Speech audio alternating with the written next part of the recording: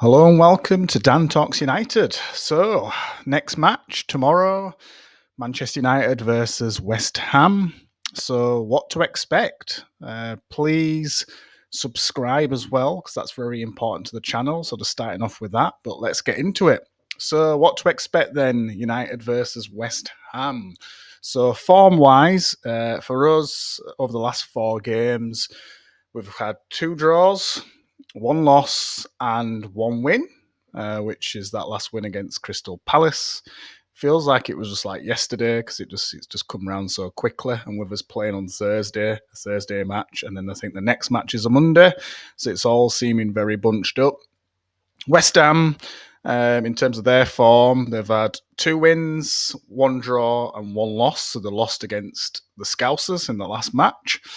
So in regards to West Ham themselves and players to watch for them, I always think that Jared Bowen is always a tricky player, a good winger, a good wing player. He was always getting a cross into the box, beating his man. He's got a shot on him as well to score a few goals. So he's definitely a tricky player to watch. He's one of those players that have probably missed out on a big move now, but it was always sort of an option for the big side. So I think Liverpool looked at him for a bit. There was sort of loose links to Manchester United as well. There'd have been sort of teams like Newcastle and what have you that he's been linked to, but he may just have missed the boat. But a very good player and one to watch. Another one, don't know too much about him, but Mateus Fernandes. I think he's a winger as well, playing on the other side. Again, up there in terms of performances for West Ham this season so far. Callum Wilson used to be at Newcastle. Used to seem like a bit of a thorn in the side of Manchester United, Callum Wilson. So another one to watch. Getting on a bit. I think he might be, is it 34 he is now? I'm not sure he starts many games or plays much, but again, if he does start or what have you, or does play, it is one to watch. Now, Paqueta, I would say, is one of their sort of real flair players. I'm assuming he's going to be suspended for this match, which will be a bonus for us after that silly arguing with the ref until he got sent off against Liverpool. So he got a second yellow, I believe. So he had a yellow card and then he kept arguing and then got a second yellow and got sent off. But in terms of West Ham this season, obviously they've got Nuno in there now, so I think he's settled them down a little bit. I'm sure they'll be getting them organised. But in terms of a threat, we'll see how that looks. Again, form has picked up to a certain degree, but I'd expect us to do well, especially at home. So I'm just going to move on to a recent interview between Mbeumo and Ahmad. So just to quickly recap on that, I don't know if it was Sky Sports, Premier League, who were covering the interview. So as I was saying, Mbeumo, Ahmad being interviewed. Just to pick out a couple of key points from that interview. So obviously, Ahmad spoke about the season and how we've been going so far, and obviously that we could have started the season better. That is also feels like he's linking up much better now with Mbeumo. So probably mentioned it myself a few times in videos that, especially the early days, it looked like Ahmad was getting into Mbeumo's way, and they were both making the same runs. But they've obviously figured that out now. So they just talked about their relationship on and off the pitch, and that they've worked things out now on the pitch. And it looks like those combinations have improved. And when one goes wide, the other one comes narrow or inside, and the other one goes on the outside. And they've worked that out now. So we've obviously seen the benefits of that on the pitch at times. You can tell when we've had other players missing and we've decided, or Amrin's decided to move players around. If Mbeumo and Ahmad are not on the same side, you can see the difference. So definitely telling that they've started a good relationship, which you could say they've done in a short period of time, and obviously time will tell as we get to the end of the season.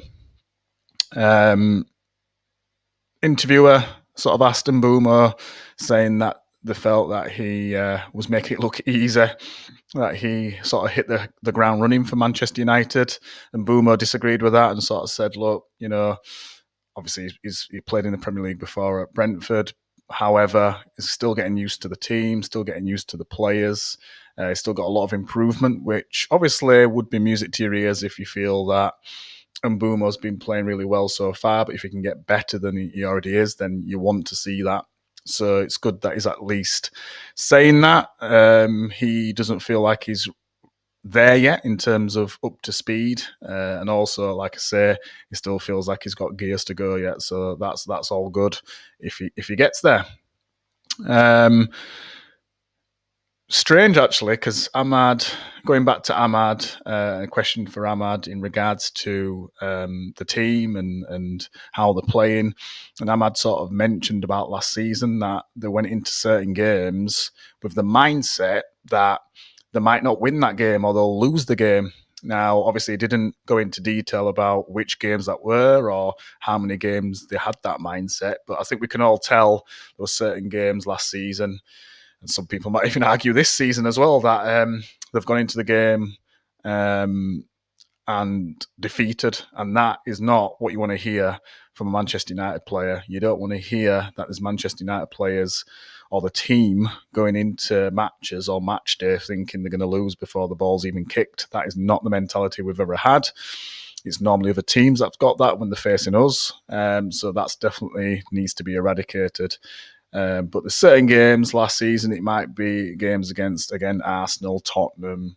I would expect it's the sort of traditional top six teams where they had that mindset. Hopefully they weren't having that mindset against some of the lower sides, but who knows after the showing of last season.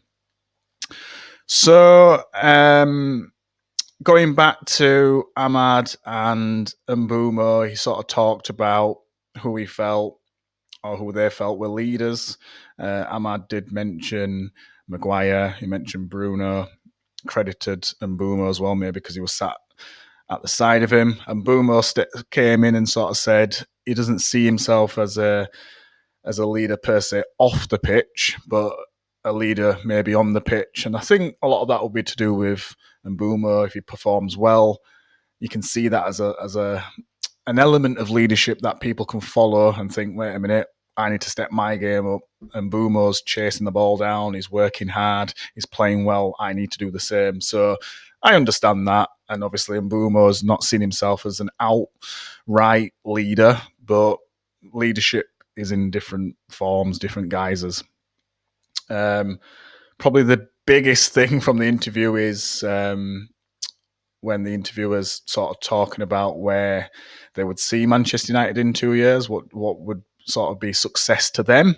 Ahmad kicked it off by saying, win the league, why not? And Mbeumo jumped in as well and said the same. Obviously, I don't think that any of us guys will believe that we could win the league in 2 years. I think there's still a lot of work to do.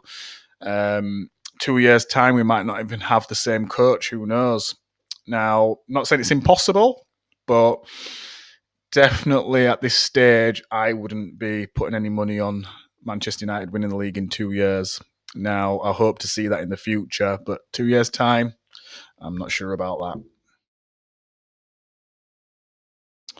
United predicted lineup for the game against West Ham. So I suppose some of it is what I think Amorim would do, and some of it may be what I think he should do. So let's get kicked off then. So in goals, it's got to be Senny Lamons. It's got to be. I don't think there's another option. As I said before, jury's still out for me, but he is the best keeper we've got currently. Right centre-back, it's a toss-up between Yoro and Mazraoui for me, but I'd probably put Mazraoui in there and just give Yoro just a little bit of a rest. I think he may be a little bit impacted from the last couple of games where he has made a couple of mistakes. Centre back, don't think there's any Maguire, so it has to be De Ligt. Had a bit of a I say he had a poor first half against Crystal Palace, but then he picked it up in the second half, and I think he finished the game pretty well. Shaw's been doing pretty well, so I'll put him left centre back. As Martinez is just coming back from injury. He did make an appearance against Palace, but he won't be quite there yet. He's had a long time out. Now it's the wing backs that's going to be interesting. Now on the right hand side, for me, I know we're short in terms of numbers, but it's got to be Ahmad. And I've just talked about earlier in the video about the combination between Ahmad and Mbeumo. So it's got to be Ahmad as right wing back for me. Central midfield, as much as don't particularly like it, I don't think there's much of an option. Meno's confidence is probably on the floor. Ugarte probably even worse. So it's got to be Bruno, Casemiro in the centre. However, Bruno looked like he pulled up a little bit against Palace. Now, obviously, he hardly gets injured, but it did look a little bit hamstring to me. So let's see if he makes it. And in the press conference, Amorim did mention that there might be one or two key players out, but he didn't say who. Casemiro, obviously, alongside him. And then left wing back, tricky one. Now, don't like Dalot there, but I thought he had a decent game against Crystal Palace, so I'd probably put him in. Should we leave him out because we need the long throws, don't we? Front three then. So I think Mount's got to come in. I think Mount's got to, I say come in. I think Mount's got to stay in. And then Mbeumo on the other side. So Mount left and Mbeumo right. And then I would stick with Xerxes up top. There's no Sesko anywhere. I know he's not an out-and-out striker, but if you want to call him that 9.5, what have you, I think I prefer him up front than putting either Mbeumo or Cunha. Now, Cunha should be back. I believe he was in training, but I would actually start him on the bench, and at least then you've got something to change the game then as well, if we need it. So that is the starting lineup.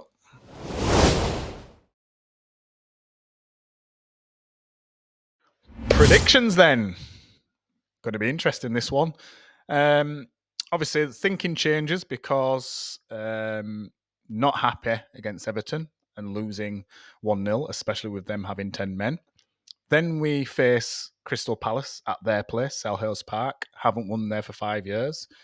Go 1-0 down and then somehow recover it and come away with 3 points, 2-1.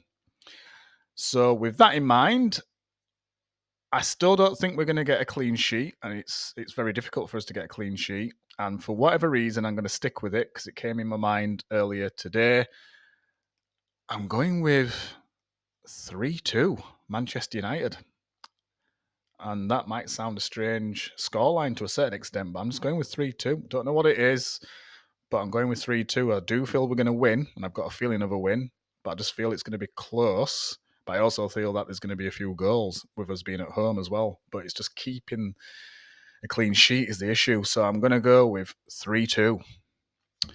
Right, so I want your comments as always. Please let me know what you think, what your score predictions are.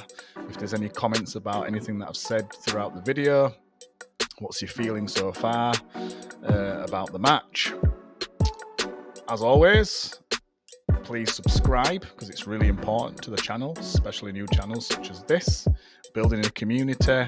As I've said before, we're on the road to 1,000 subscribers. So again, thank you to the ones that have subscribed already.